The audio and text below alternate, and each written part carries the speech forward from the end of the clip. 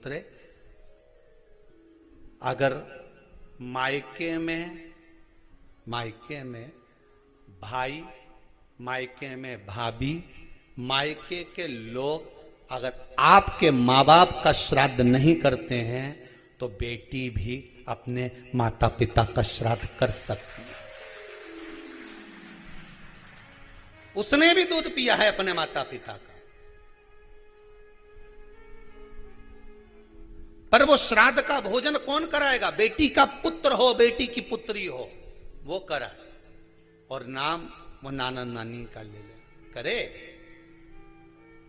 अगर वो नहीं कर रहे हैं, वो नहीं संभालते, वो नहीं जानते, तो आप करो,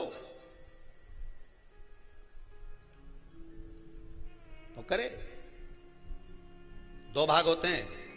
जब एक रोटी गाय के मुख में दी जाती है, गाय के मुख में जब हम रोटी देते हैं, एक रोटी जब देते हैं, या तो गाय के मुख में 16 श्राद्ध में जब रोटी देते हैं तो रोटी को बीच में से तोड़कर, रोटी का जो भाग होता है उसको, मतलब ऊपर से फुलका का परत नहीं निकालना है। रोटी जो सीधी सीधी है ना, जैसे ये रोटी है तो इसको बीच में से तोड़ लिया, दो भाग विभाजित कर लिया, नीचे वाले भाग में भी थोड़ा सा गुड़ शक्कर रख लिया, ऊपर वाले भाग में भी गुड़ शक्कर रख लिया, एक के ऊपर एक रोटी को रख लिया, वो गाय को दी।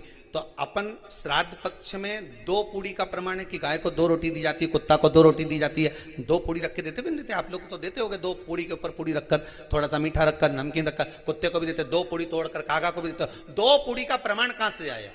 2 भाग रोटी के टुकड़े का प्रमाण कहां से आया? श्राद्ध पक्ष में ही ऐसा क्यों किया जाता है? बाकी के समय पर तो कोई ऐसा 2 पूड़ी का प्रमाण ही नहीं, पर श्राद्ध पक्ष में ये क्यों कहा जाता है कि पूड़ी के ऊपर पूड़ी रख दे, उसमें मीठा रख दे, खीर शक्कर रख दे, गाय को दिया, कुत्ते को दिया, कागा को दिया, ऐसे क्यों कहा जाता है? उसका कारण क्या होता है?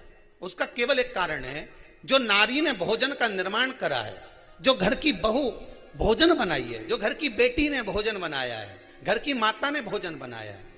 महाराज, पिता पुरुष एक कुल को तारता है, बेटी 2 कुल को तारती है। जब श्राद्ध पक्ष में 2 भाग रोटी के कर गाय को देती है तो 1 भाग तो उसके ससुराल वालों को मिलता है, मायके को भी मिले, ससुराल को भी। जब गया जी का पिंड होता है तो नाना नानी सबका स्मरण कराया जाता है। 2 भाग,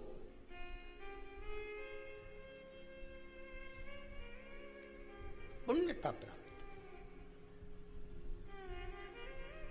अब लोगों को मालूम तो है नहीं कि 2 पूड़ी क्यों रखते हैं, उसका कारण वर्णित है शास्त्रों। दोनों पक्ष तारने के लिए, दोनों पक्ष का स्मरण करा।